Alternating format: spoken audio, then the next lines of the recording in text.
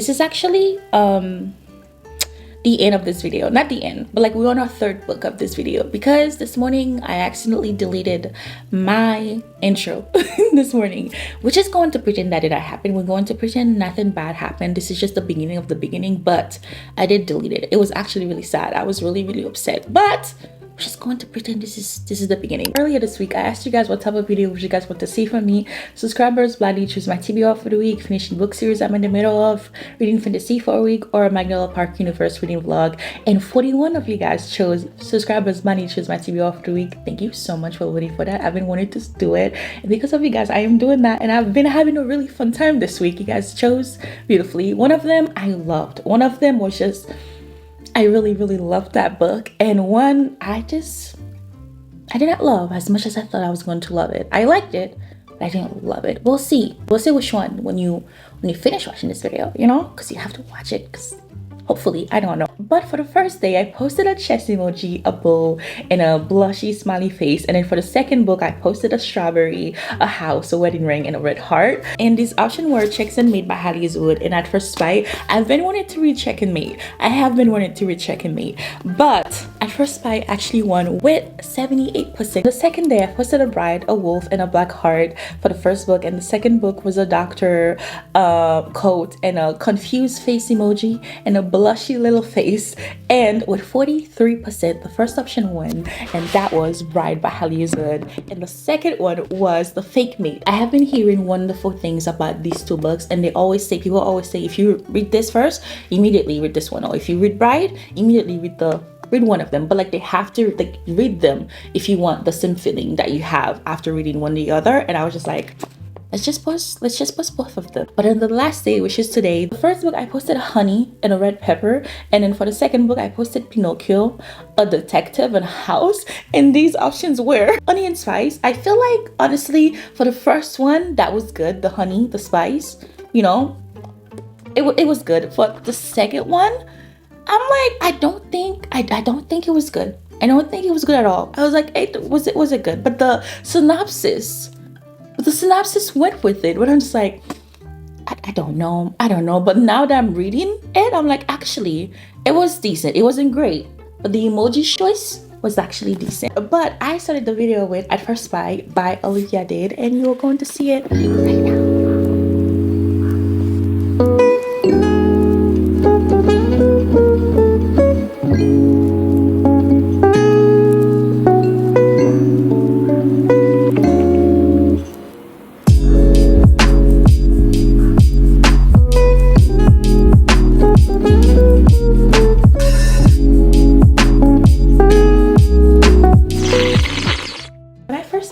Book, I saw the title, I saw the like cover, I thought, oh, this is going to be fun, cute, small town, small little things, it's going to be fun and cute and live life love, right? And I read the synopsis, I was like, this is going to be messy, because the synopsis says she ended up, like, her and Matthew, the brother, ended up falling in love. I just went into it thinking it's going to be messy, fun, and I'm going to live life love. I shared some tears. Her main character, Athena, she is currently burned out right now. In the beginning of the book, she's a teacher, and though she loves the kids, she loves teaching and everything, she's kind of like burned out right now. She's 37. She doesn't really know what she wants to do career-wise. It's just like trying to figure out her life, you know, like we all currently are trying to figure out, like, what's next, what is going on. She's a teacher, and like I said, she loves teaching, she loves the kids, but she doesn't really want to do it anymore. She's just like kind of tired of it. And as a preschool teacher, when I saw that, I was just like, oh, I understand. My job sent me to the ER, and I felt like the way that this author wrote how tired, and though she loved the kids and teaching, the way that she wrote so eloquently what the character was feeling, that's exactly what I felt. But like I said, in the beginning of this book, she was in her engagement party, and she overheard her husband to be, her fiance Johnny, and his brother Matthew talking about her. And Johnny and Matthew was talking, and Matthew was basically telling Johnny, like, I don't think you should marry this girl, I don't think you're taking this seriously, like, she doesn't seem like the type of woman that you should marry, because she's 37 and she had jobs a lot. She hasn't even really stayed in a job for more than like 3-5 years. She's not taking this seriously. obviously you're going to take care of her. And yeah, he just kept saying things that she's also insecure about, and obviously being that she's insecure about that because she's like, what is wrong with me? Why can't I figure out what I want in life? Why can't I figure out what is going to fulfill me? Obviously she's going to feel some type of way, right? She overheard it and she felt hurt. 8 months later, Johnny actually broke off the engagement, and now she's moving into the spite house that she bought him as an engagement gift. But the only problem is that she's sharing a wall with her ex-fiance, and then right across from her, just right across an alley away, is Dr. Matthew, the freaking third, the brother, who's responsible for this whole thing. Not really, because Johnny's a grown man, but like who kind of like responsible for this whole thing. She's like blame him, like, you are the reason why he broke up with me, you are the reason why he broke up the engagement. I shared some tears because there was a point, I think it was like chapter 11 or chapter 12 or something like that. I very unfortunately deal with seasonal depression, anxiety. I deal with mental health, right? And there was one part where the author was talking about how Athena was just like extremely depressed. She wasn't showering. Her routine was reading. I'm sorry. I'm getting teared up. Her routine was reading a book, going to bed, reading a book, going to bed, like trying to survive, not really having thoughts of, you know, just like, why am I here? Like she just wanted to disappear for a while. And that was my routine for the longest time. That was my routine. I just did not know what I wanted to do with life. And what Matthew did, my husband, did the exact thing for me and to bring me out of that horrible moments that I was in. And so when I was reading that, I was just like tearing up. I cried. Like, I don't think my husband knew. Like, he was at work and I was calling him like, hey. Because I felt so seen. And I was just like, oh my God, this is so crazy. Like, and I was just like, wait, like, why is this my life? Because I'm a preschool teacher. I did not know that I was like depressed at the time. I thought I was just like, okay. And my husband was like, hey, you haven't been yourself for the past couple of days. Like, are you okay? And what Matthew did to help her was just so insane to me. And I love that moment. And I like underlined every part of that because it was just like literally my life. I feel like other people might read this and be like, I hated this book. But for me, I loved it. It was a 5-star. I loved it. And I'm going to think about it for the longest time. I'm going to think about it for the longest time. I'm gonna go jump into the second book of this video.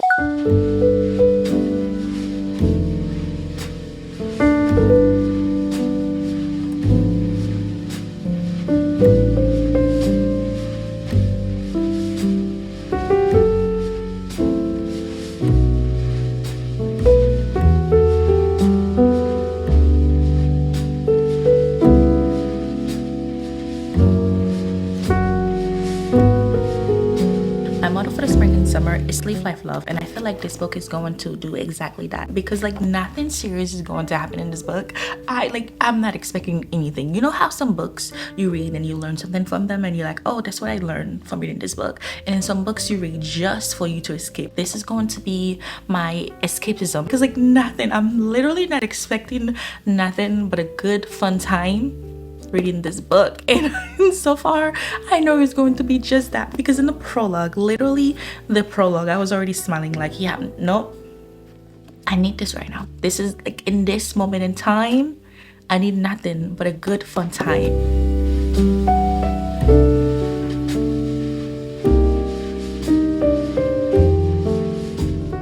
Hi, do you know how I said yesterday I was going to leave Life Love this book?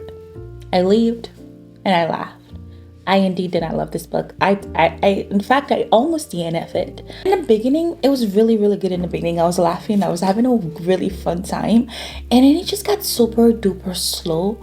And I was just like, oh my God, what on earth is happening? Like there's like a little mystery that we have to solve in this book. And that took just the majority of this book that I was just like, I don't want to say bored. I was just like, borderline bored. You know, I was just, okay, what's next? Like, I was promised like tension. I was promised it's going to be a lot of love and banter and all of that between the two main characters, and I was just like, where's the passion? Where's the tension? Where is the banter that I was promised in this book? And I needed that because, like I said, I was looking for a nice little escape book for me to read. This is about Misery. Misery is a vampire. She was living in the human world anonymously. Like, they didn't know she was a vampire, because if they did, they would have ended her life. She ended up marrying the alpha to the wolf. Like, he's a werewolf, but he's the alpha of the pack. Their marriage was like convenient. It was like a political marriage. She brought peace between the vampire, the human, and the werewolf. And yeah, she ended up marrying him, but she has her own reason to marry this guy, to say, yes, we'll get married. She has her own little specific reason, and that reason was the mystery part of it, and that took absolutely majority of the book. When I tell you, I was just like, oh my god, what's next? Like, what are we doing?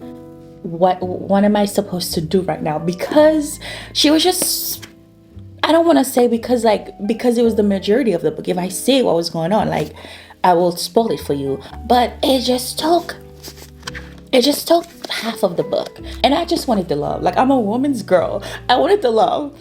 I wanted the banter that I was promised. I wanted the love, the tension, the passion. I feel like Lo and Misery didn't really spend a lot of time together, especially in the beginning of the book. I feel like they start spending time together around like chapter 15, 16, or 18 or so. That's when I was just like, okay, so it's going to happen. We see that it's going to happen. But in the beginning, like, we get little things like this. It was like his thoughts, what he thinks about Misery, what he feels when he's around her. And I was just like, how are you feeling this, babes? You haven't even really fully talked to her.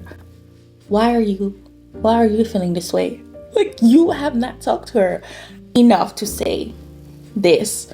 But then I kept reading. Thankfully, I kept reading, and I understand why he was feeling so protective of her and so much love, and why he was already obsessed. And that's when I was like, yes, 100,000 trillion million% yes. That's what I wanted. That's what I needed from this book, and I was receiving it. Like, too far to the end, but still, it was there. I liked it. I think, though, I'm going to rate it a 3-star for what it was. I liked it, but it's not something that I will reread again. It was just like, oh, good. With all that said, though, I did start our third book of the video, which is Sex, Lies, and Sensibility by Nikki Payne. I did say that I was going to like this book more than Pride and Protection, which was the first book that I read from Nikki Payne, and I am actually loving this so far. I went to the gym this morning, and I had like a bit of hours left on my Spotify, so I started the audiobook of this book, and so far I'm really, really enjoying it. I was like, I knew it. I knew I was going to like this more than the first book.